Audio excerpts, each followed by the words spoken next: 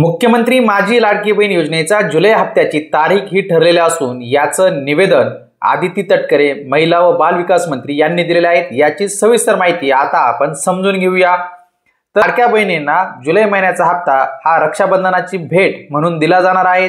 म्हणजेच हा हप्त्याचं वितरण हे रक्षाबंधनाच्या पूर्वसंध्येला म्हणजेच रक्षाबंधन 9 ऑगस्ट रोजी आहे।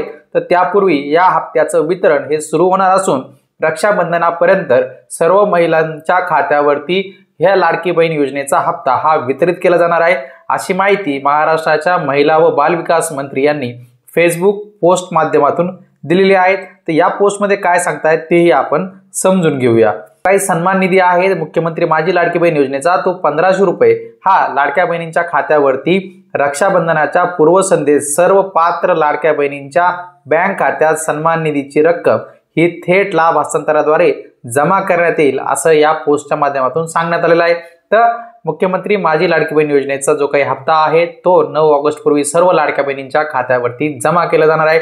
आपल्याला हा व्हिडिओ आवडला असेल तर नक्कीच व्हिडिओ लाईक, कमेंट आणि शेअर करायला विसरू नका। चॅनलवर पहिल्यांदा आला असाल तर चॅनलला फॉलो किंवा सबस्क्राईब नक्की करा।